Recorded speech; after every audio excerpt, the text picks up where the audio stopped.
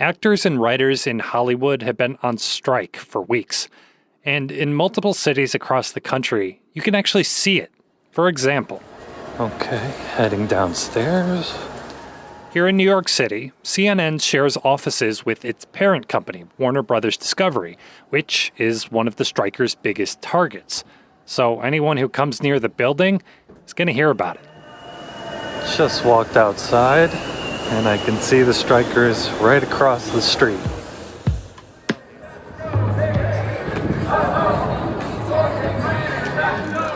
Every weekday, rain or shine, SAG-AFTRA, which is the main actors union, has been on the picket line with their signs and matching t-shirts, making their voices heard.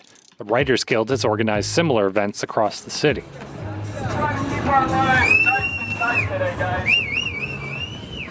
Now, these strikes have ground Hollywood to a halt, but I think it's important to note the vast majority of these union members are not the super famous A-listers you might be thinking of. And they say the core ideas behind what they're striking for can apply just about anywhere.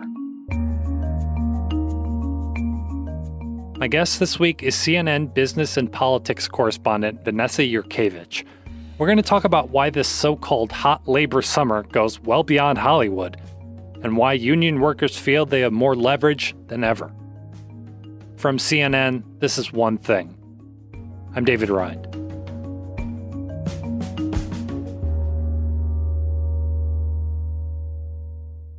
Vanessa, it seems like I can't go a few days without hearing about a strike or some kind of labor action. What's going on here? It's definitely the summer of strikes or the summer of almost strikes. Almost, right? Almost. Right. So can you walk me through some of the biggest ones that have gone all the way to a strike? Like the writers and actors are still on strike in Hollywood, right? Exactly. So the one that came first was the writer's strike in May. And tell me, why are you out here today? We're out here to fight for the sustainability of a profession that literally generates billions of dollars annually. I was out in front of the Ed Sullivan Theater when that went down. There's writers who have worked on successful shows and then are having to drive Ubers in the meantime waiting for the next gig.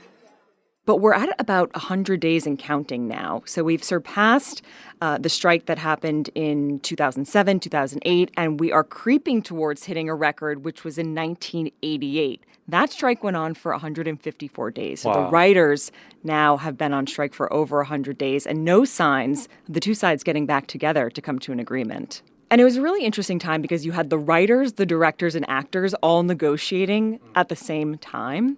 The directors were able to come to an agreement with the studios. The actors did not. If we don't stand tall right now, we are all going to be in trouble. And they went on strike in July. So now you have the writers on strike, the actors on strike, and they're both really asking for the same thing. You share the wealth because you cannot exist without us. Thank you. Yeah, what are the demands? They want better residuals around streaming because everything is on an app, and they want to know how many people are watching, and they want to make sure that they're compensated for it. Also, both the writers and the actors want better regulation around artificial intelligence. They don't want a computer writing their scripts, and they don't want a computer creating stand-in actors. That's been a big fight for both parties, and both sides, the studios and the writers and the actors, seem pretty far apart right now on those two sticking points. What are the studios saying in response? The studios are saying that they have made historic offers. They have raised the rates on residuals for actors and writers, but they also talk about changing climates.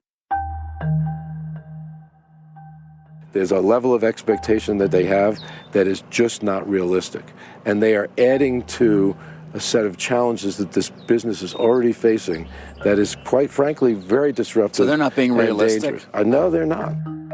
We heard from Disney CEO Bob Iger on CNBC, who talked about the fact that he believes that this strike is misguided, that the writers and the actors are asking for too much. However, yeah, it's very funny that this multi-millionaire CEO says that we're not being realistic. The writers and the actors would point to record profits that some of these studios have been pulling in. I wrote for a very big show called The Bear.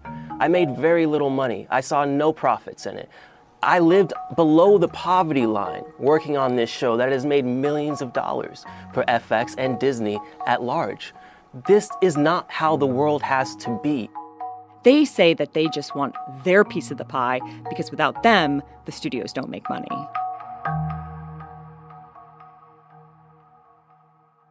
Right, obviously a lot of money at stake here, not only for the studios, but for the union members as well. So do we have a sense of what the financial ramifications could be if this drags on?